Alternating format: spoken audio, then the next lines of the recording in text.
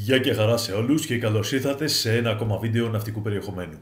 Στο σημερινό βίντεο θα δούμε το πιο αποτελεσματικό τρόπο ώστε να πρημοδετήσουμε κάτω από συνθήκες αρκετά δυνατού ανέμου με ένα μονοχάλ, με ένα ιστιοφόρο μονοχάλ. Επίσης θα δούμε τι πρέπει να κάνουμε για να αποφύγουμε να μπλεχτεί η άγκυρά μας στις καδένες των άλλων σκαφών που είναι πρημοδετημένα. Πάμε να το δούμε.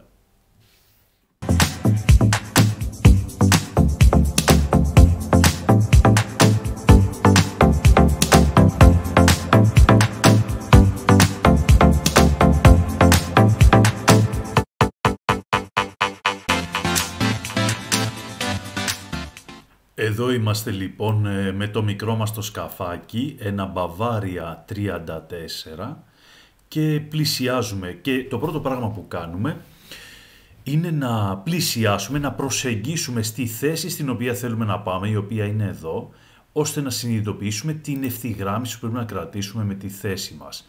Βλέπουμε κιόλας τις άγκυρες και τις καδένες των άλλων σκαφών τι κατεύθυνση έχουν, ώστε να αποφύγουμε να μπλεχτούμε στις καδένες των άλλων σκαφών. Γιατί κάποιες φορές κάποιοι τις ρίχνουν λίγο παράτερα, ας πούμε, όχι σε πλήρη ευθυγράμμιση.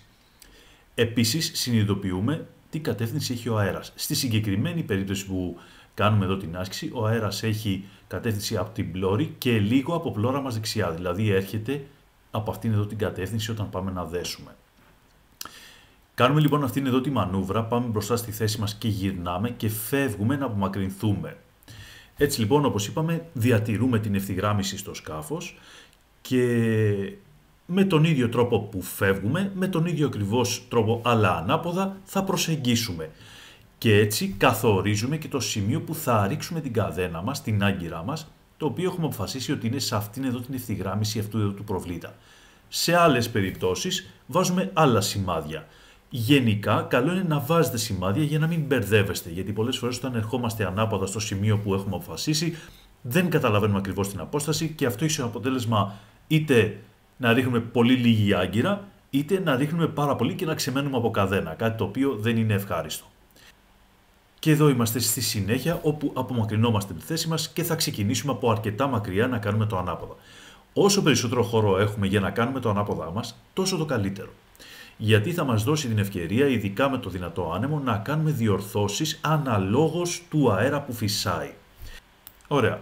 Και είμαστε εδώ. Τώρα όπως ερχόμαστε εδώ θα πρέπει να φέρουμε την άγκυρα πάνω από το νερό και να αποφύγουμε να τη ρίξουμε πάνω στο τεντεράκι. Κάτι που είναι πολύ συχνό λάθος που πολλές φορές το κάνουμε και πολλοί κόσμος ρίχνει την καδένα του και νομίζει ότι έχει πέσει μες στη θάλασσα, ενώ είναι πάνω στο τέντερ του. Λοιπόν, εδώ λοιπόν που έχουμε βάλει το σημάδι και είμαστε ευθυγραμμισμένοι, θα ξεκινήσουμε να ρίχνουμε την άγκυρά μας. Πέφτει λοιπόν η άγκυρα εδώ και στη συγκεκριμένη τώρα κατάσταση θα δείτε ότι θα γυρίσει την πρίμη, θα γυρίσει όπως βλέπουμε το σκάφος, θα το γυρίσει να σημαδέψει με την πρίμη του περισσότερο προς την κατεύθυνση του καταμαράν, γιατί ξέρουμε ότι ο αέρας θα μας σπρώξει λίγο προς την αντίθετη κατεύθυνση. Επίσης, να τονίσουμε ότι δεν βάζουμε πολύ δύναμη στον κινητήρα, ιδιαίτερα όταν ο άνεμος μας σπρώχνει προς τη θέση μας, θα βάλουμε dead slow. Είναι αρκετό το αργά, δηλαδή ανάποδα αργά, για να πάμε στη θέση μας. Συνεχίζουμε λοιπόν την προσέγγιση και όπως βλέπετε ανεβάζει την πρίμνη προς τον καιρό. Αυτό το κάνουμε μέχρι το σημείο όπου θα ξεκινήσει το σκάφος να μπαίνει στη θέση του.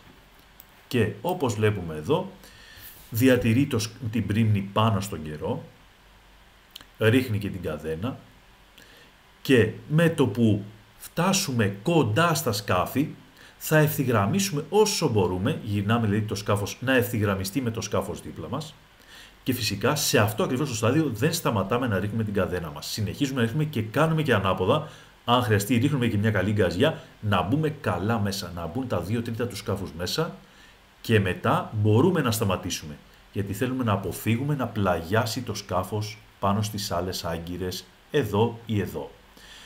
Έτσι λοιπόν ερχόμαστε πίσω και έρχεται εδώ ένας κύριος να πιάσει τον κάβο μας και θα δώσουμε πρώτα τον προσύνεμο κάβο.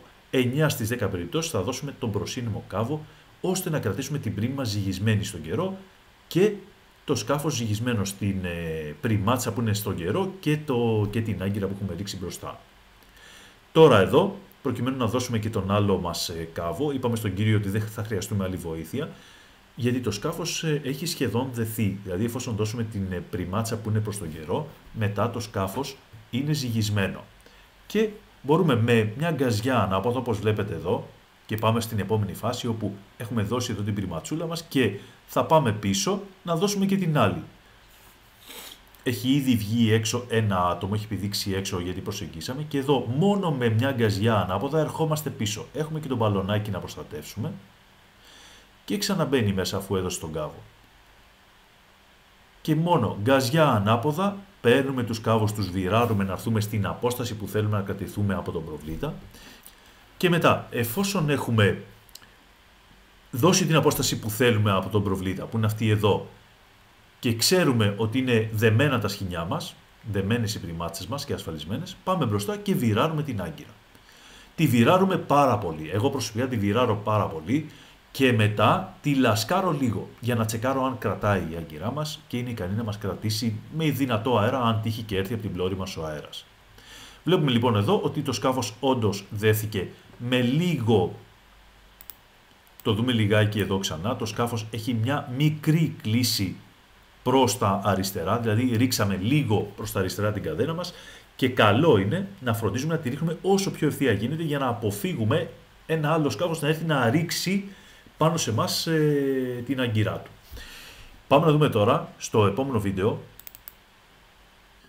Πολύ ωραία. Λοιπόν, εδώ είμαστε στο λιμάνι της Πέρδικας στην Αίγινα και θα δούμε ότι αυτό το σκάφος εδώ, το μονοχάλε, θέλει να ρίξει άγκυρα και να δέσει με πριμοδέτηση. Και όπως θα δούμε, εδώ είναι ένα χαρακτηριστικό σημείο του λιμανιού, όπου βλέπετε ότι έχει μπροστά του πόσα σκάφη που έχουν ρίξει τις καδένες τους και από πίσω του άλλα σκάφη που έχουν ρίξει πάλι καδένες. Οπότε είναι πολύ δύσκολο να μην πέσει η άγκυρα και να μην γραπώσει, να μην εμπλακεί με μια καδένα ενός άλλου σκάφους.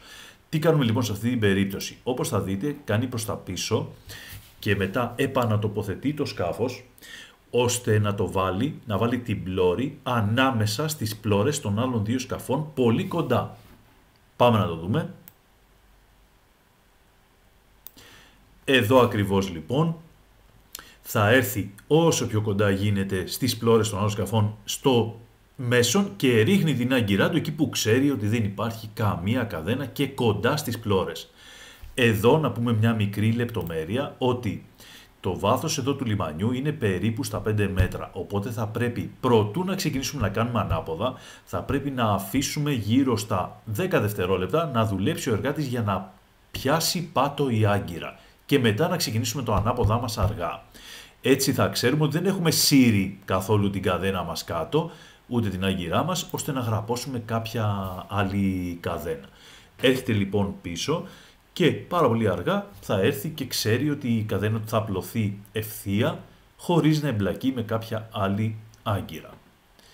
Λοιπόν, θα έρθει εδώ δίπλα στο καταμαράν και όπως βλέπουμε προσεγγίζει.